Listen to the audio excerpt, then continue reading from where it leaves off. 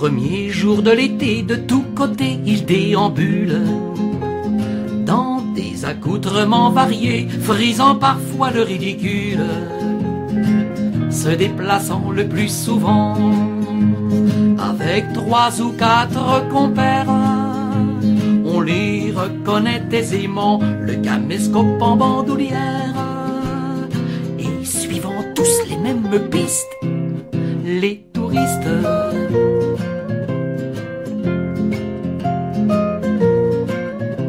C'est aux abords des monuments qu'en général ils se regroupent. Dans les musées, il est courant d'en rencontrer toute une troupe. Quitte à faire quelques envieux, ils écrivent à chaque escale à leurs copains restés chez eux tout un lot de cartes postales. Toujours contents et optimistes, les touristes.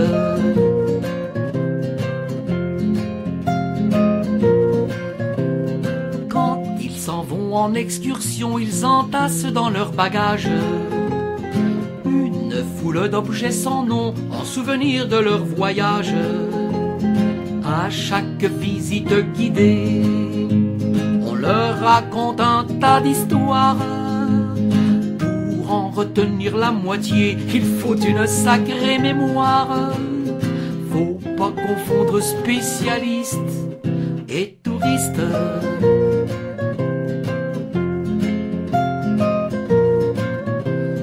Toujours prêt à faire un détour pour un point de vue remarquable, une auberge connue pour les spécialités de sa table. Mais à peine écoulé le temps nécessaire pour la visite, que déjà ils lèvent le camp pour se rendre sur d'autres sites. Et ils en ont toute une liste, les touristes.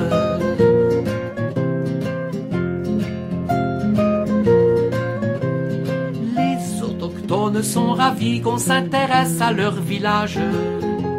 Ça fait marcher l'économie, c'est excellent pour leur image.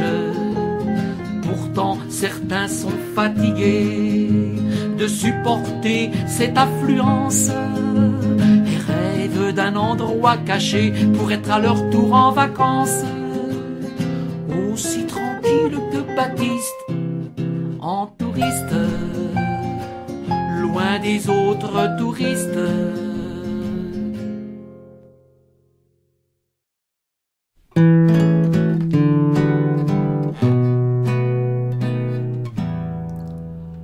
Chaque jour apporte la preuve que tout est en train de changer, rattrapé par des idées neuves, nos repères sont bousculés.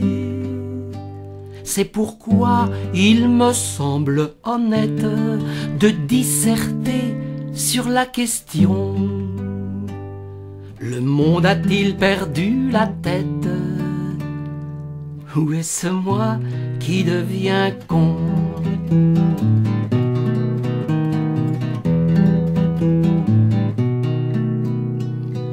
Il faut trimer la vie entière, quitte à s'abîmer la santé, pour s'offrir des choses éphémères qu'il faut sans cesse remplacer.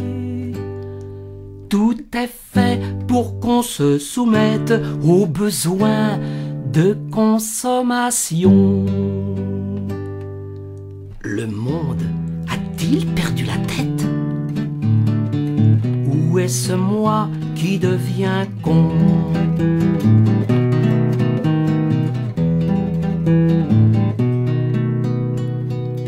Grâce au progrès, on communique avec des gens du monde entier.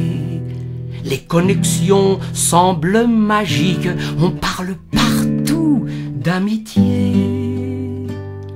Mais on a du mal à connaître nos voisins par leur petit nom.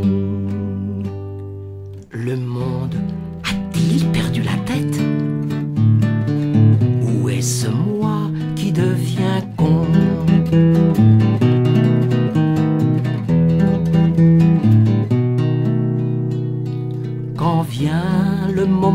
des vacances, c'est la ruée pour s'installer sur les plages où, à l'évidence, les mètres carrés sont comptés.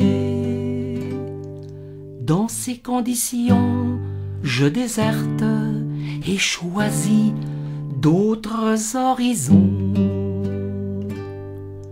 Le monde a-t-il perdu la tête? Ou est-ce moi qui deviens con?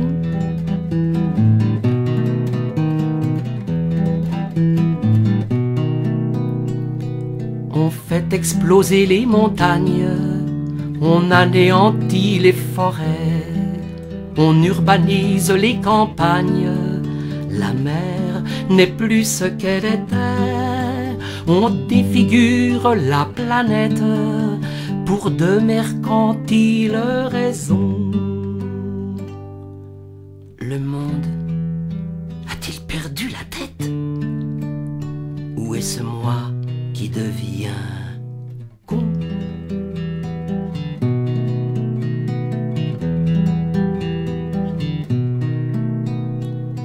Il faut vivre avec son époque, on n'est pas seul à décider.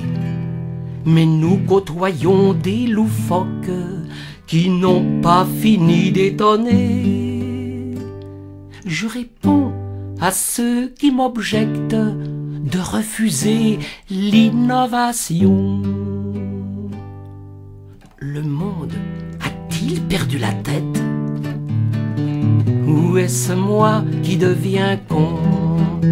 Le monde a-t-il perdu la tête? Où suis-je devenu un vieux con?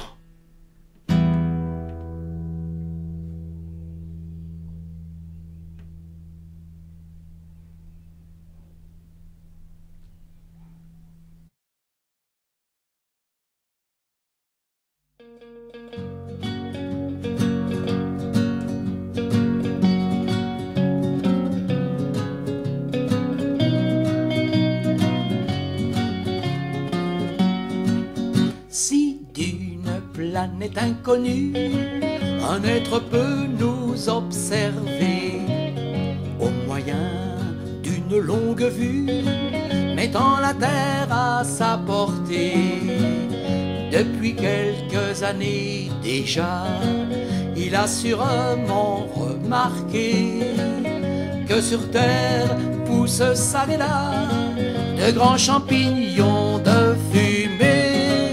Il doit se poser des questions, le petit être, le martien.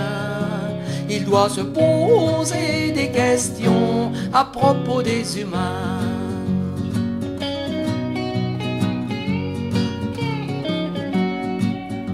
Ce petit être peint en vert, comme on l'imagine souvent, doit penser que les gens sur Terre ont de drôles d'amusement. S'il apprend que ces champignons sont de loin les plus vénéneux, il doit avoir piètre opinion de ceux qui les sèment chez eux. Il doit se poser des questions, le petit être, le martien. Il doit se poser des questions à propos des humains.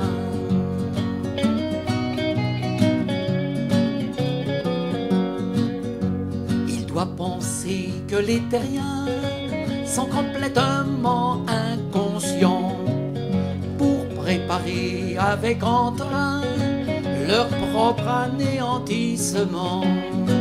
Si d'une planète inconnue un être veut nous visiter, avant de traverser les nues, avant de lancer sa fusée, il doit se poser des questions, le petit être, le martien. Il doit se poser des questions à propos des humains. Il doit se poser des questions, le petit être, le martien. il doit se poser des questions à propos des humains.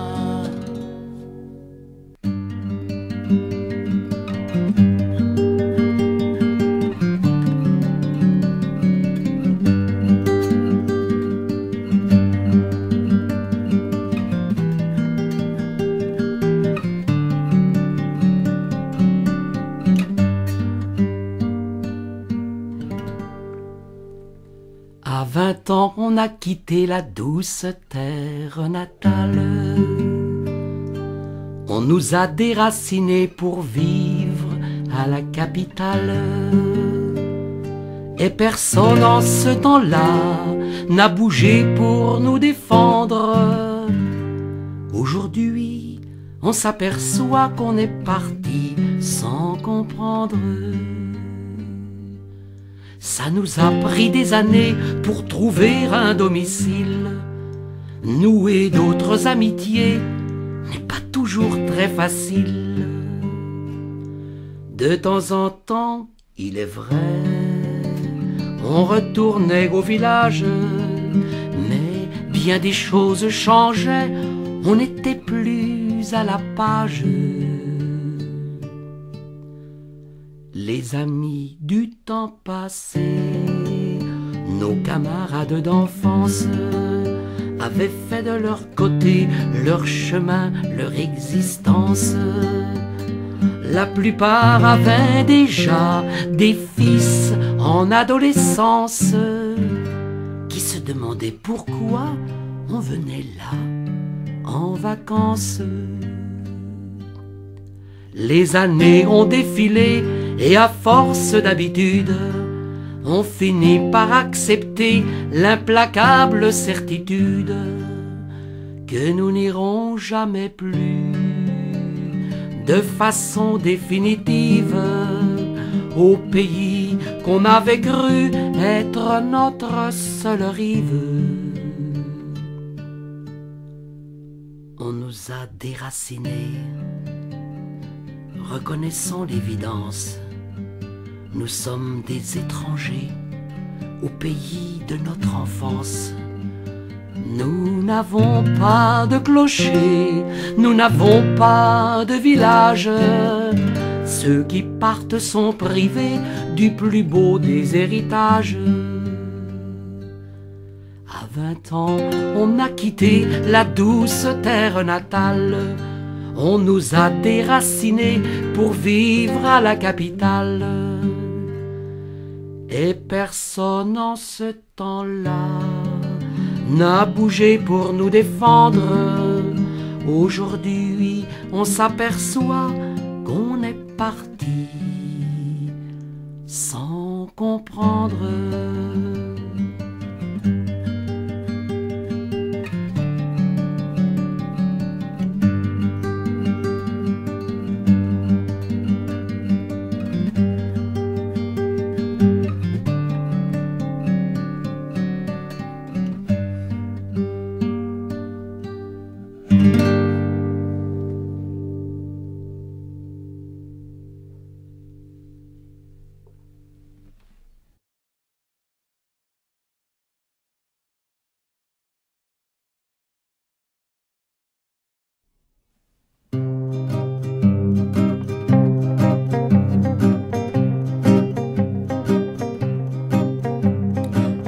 Si j'en ai fait des voyages, matelot sur ton grand voilier, abandonnant sur le rivage mes peines et mes joies passées, isolé de la vie morose, entre les étoiles et ton cœur, j'ai navigué paupières closes, sous pavillon à tes couleurs.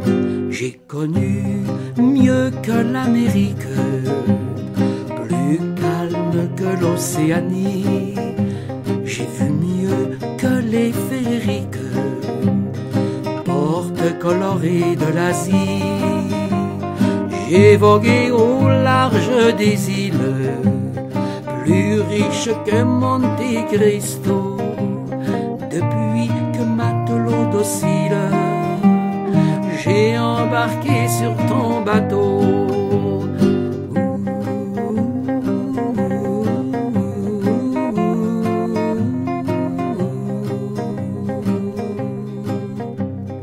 Que je perde un jour le sillage du grand trois-mâts de tes pensées.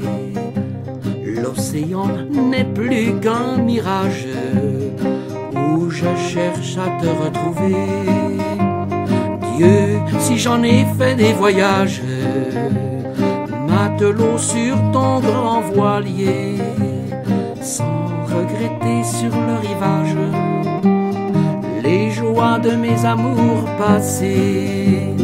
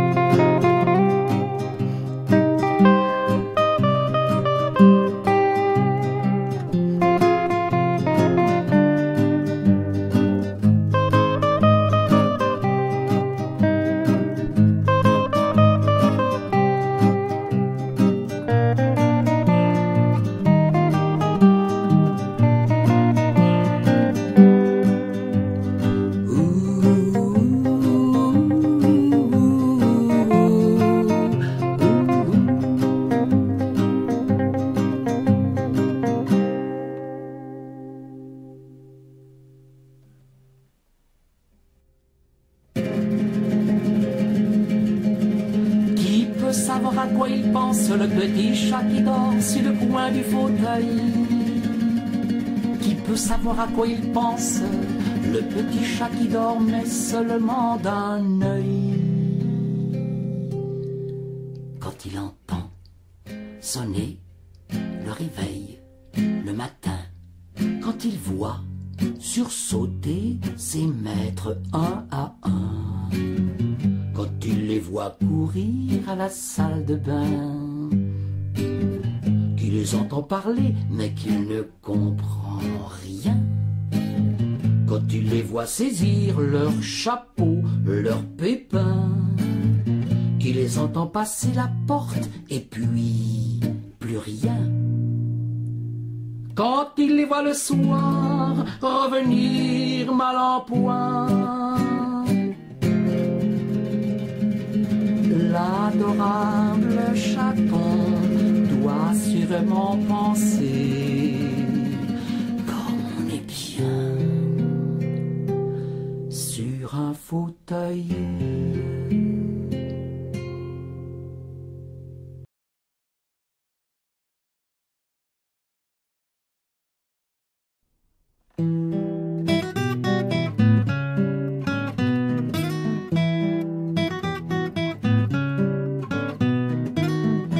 Ceux qui vivent sans histoire,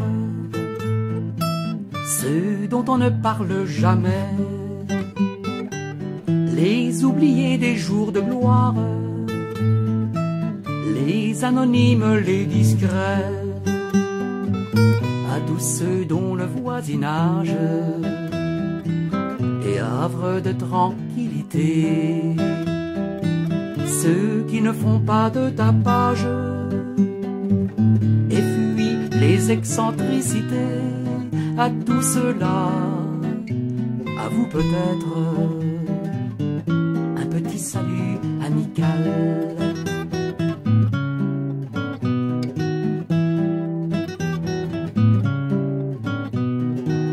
À ceux dont la délicatesse est une vraie source de joie, ceux qui prodiguent la tendresse sans le crier dessus les toits, à ceux qui prouvent par eux-mêmes que l'amitié n'a pas de prix, à tous ceux qui n'ont dit je t'aime qu'une seule fois dans leur vie, à tout cela, à vous peut-être un petit salut amical.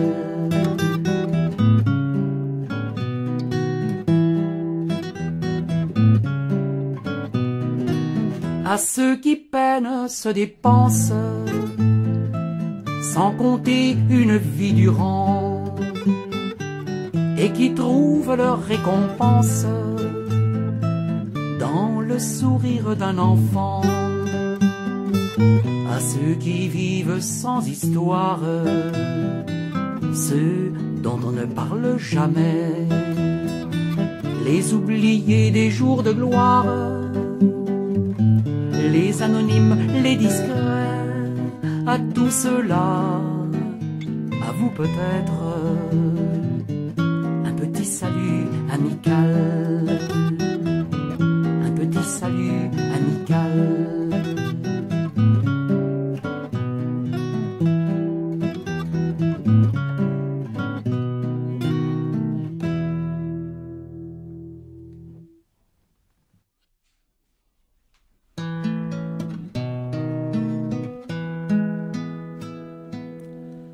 Votre mari, chère voisine, ne rentrera pas aujourd'hui. C'est pour son travail, j'imagine, qu'il est retenu loin d'ici. Pour adoucir la solitude, vous me conviez à dîner. Une fois n'est pas habitude, aussi j'accepte volontiers.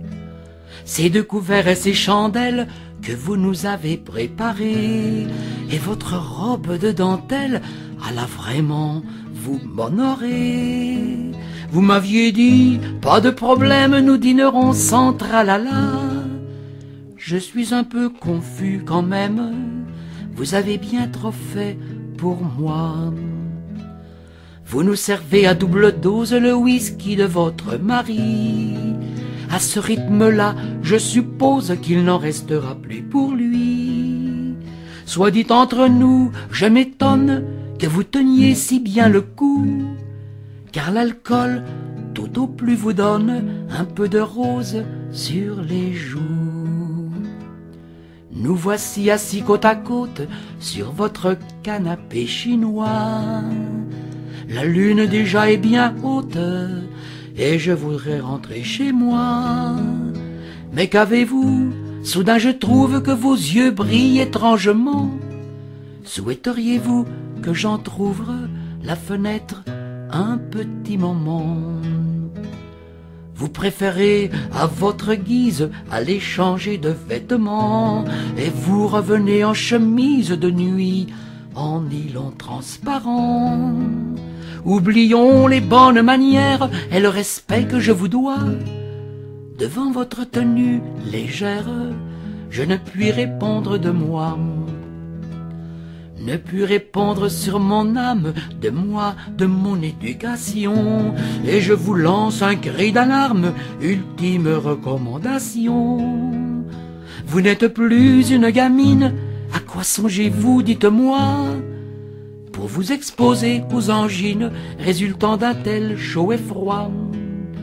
Pour vous exposer aux angines résultant d'un tel chaud et froid.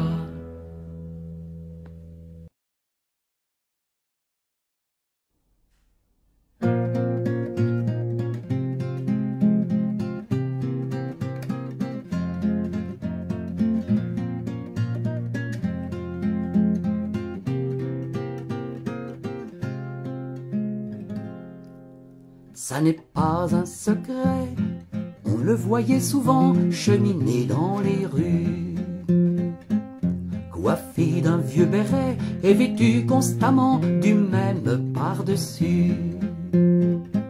Sans domicile, sans adresse, il flânait tirant un cabas contenant toutes ses richesses, et tout le monde savait ça. Un secret, on était au courant qu'il logeait sous les ponts. C'était là qu'il dormait par n'importe quel temps sous un tas de cartons. Inaccessible, solitaire, ne parlant pratiquement pas, il entretenait un mystère et tout le monde savait ça. Un secret, un matin de janvier, quelques passants ont vu s'arrêter sur les quais, le fourgon des pompiers est celui du SAMU. Puis ils ont vu les gyrophares, aller d'où on ne revient pas, fin prévisible de l'histoire, et tout le monde savait ça. Ça n'est pas un secret, on était au courant qu'il logeait sous les ponts. C'était là qu'il dormait par n'importe quel temps, sous un tas de cartons.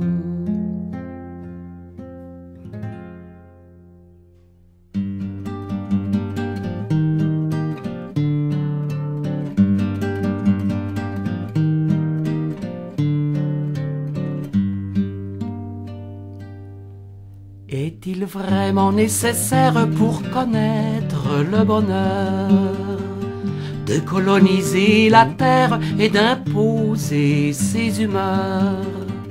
Nous dictons à la nature nos désirs, nos volontés.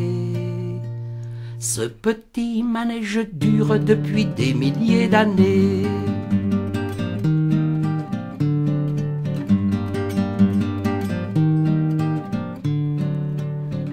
Nous voulons être les maîtres, dominer les animaux. Ceux qui veulent se soumettre, nous leur caressons le dos.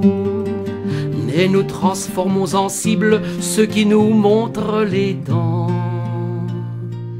Et qualifions de nuisibles ceux qui vivent à nos dépens.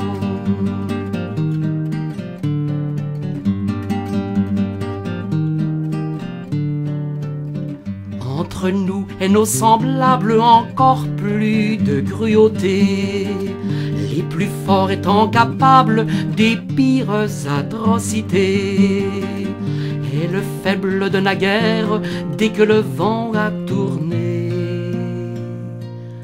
est souvent plus sanguinaire que ceux qui l'ont maltraité.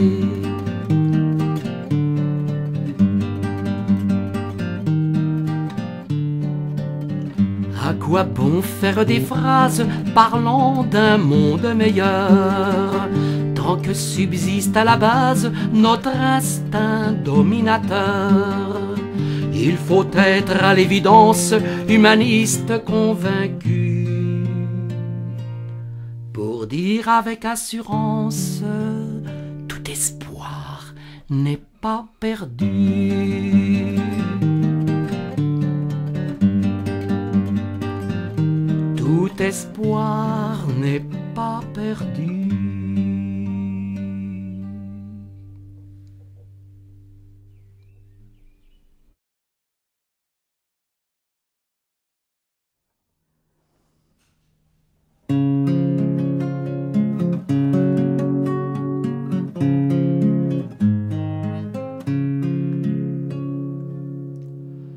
Plus frais que pétales de rose, plus attirant que le jasmin, plus doux que la feuille de sauge, plus troublant que le chanvre indien. Ton sourire, ton sourire,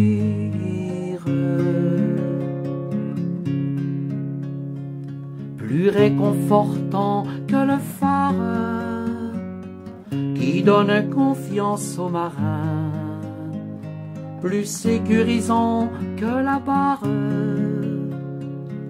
installée au bord du ravin. Ton sourire, ton sourire,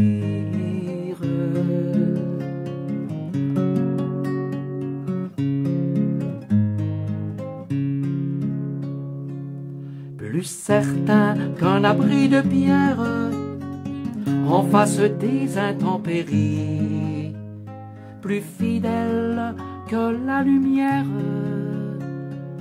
qui revient après chaque nuit. Ton sourire, ton sourire.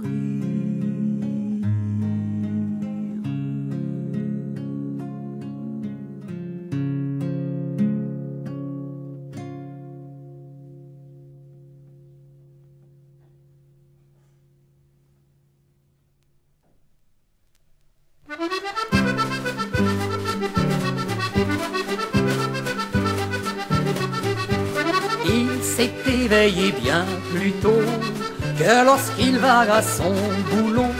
Il s'est levé sans faire de bruit et s'est vêtu de vieux habits. Puis il a mis son grand chapeau, il a renfourché son vélo, après avoir soigneusement chargé tout son équipement. Mais tout ça, savez-vous pourquoi? Pour ne pas manquer l'ouverture de la pêche à la friture et prendre dans l'eau polluée un poisson que personne ne voudra manger.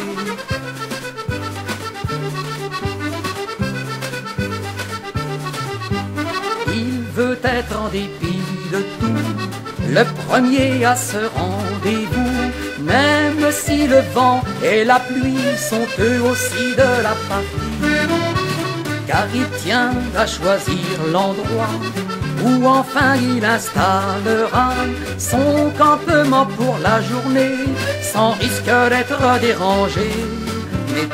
Mais tout ça, savez-vous pourquoi? Pour ne pas manquer l'ouverture de la pêche à la friture et prendre dans l'eau polluée un poisson que personne ne voudra manger.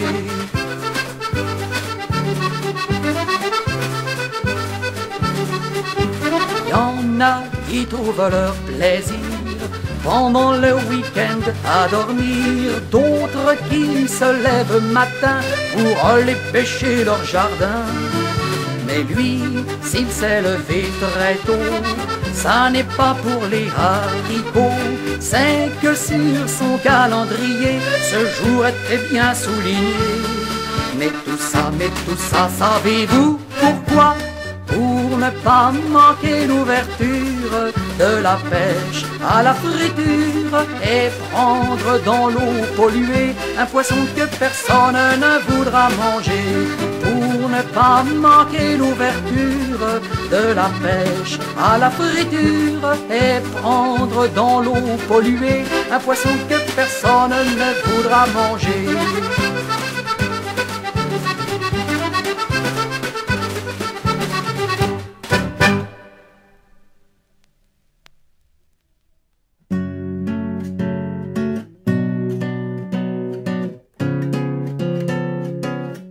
Depuis qu'il a épousé la fille du vieux baron, mon Dieu comme il a changé, mon ami Timoléon. Il a perdu des kilos, son visage est fatigué, mais ça n'est pas du tout pour la raison que vous croyez.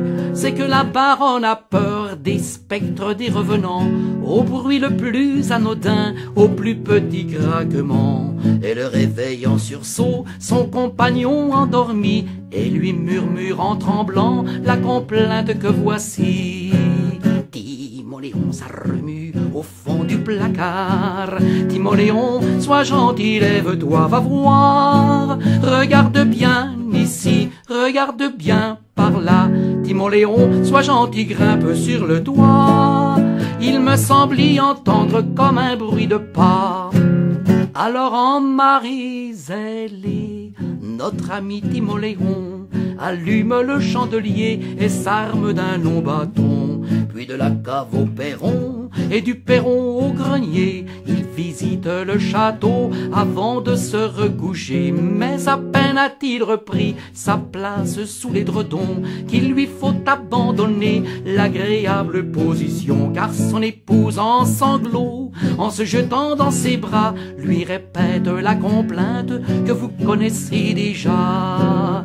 Timoléon, ça remue au fond du placard.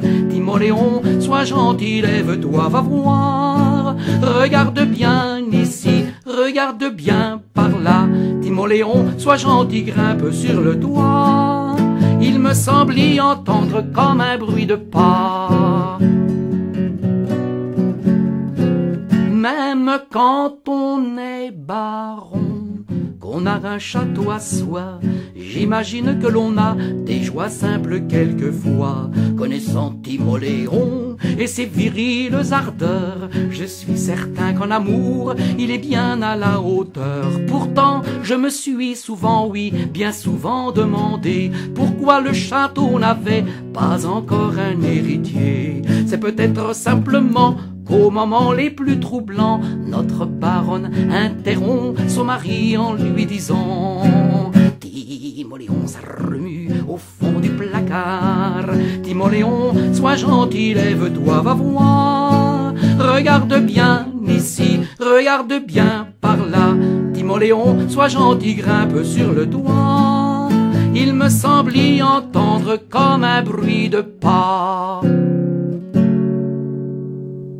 Qu'il est beau le chemin qui conduit dans la montagne, qu'il est beau le chemin qui conduit près des bergers. Profitons de cette chance que l'on a de s'en aller. Le chemin des transhumances nous guide loin des vallées. Il passe sous les ombrages paisibles de nos forêts. Il conduit au pâturage où fleurit le serpolet. Qu'il est beau le chemin qui conduit dans la montagne, qu'il est beau le chemin qui conduit près des bergers. Il traverse les rivières, il saute sur les rochers, il conduit à des clairières où l'air est tout embaumé. Le chemin des transhumances nous guide loin des vallées. Pour qui le prend, quelle chance, il mène à la liberté. Qu'il est beau le chemin qui conduit dans la montagne, qu'il est beau le chemin qui conduit près des bergers. Quand le soir étend son voile, ce chemin de terre battue nous conduit sous les étoiles que l'on avait cru perdues. Toi qui as la tête pleine des brumes de nos cités, avant que l'hiver ne vienne, prends le chemin des bergers. Qu'il est beau le chemin qui conduit dans la montagne, qu'il est beau le chemin qui conduit près des bergers. Qu'il est beau le chemin qui conduit dans la montagne, qu'il est beau le chemin qui conduit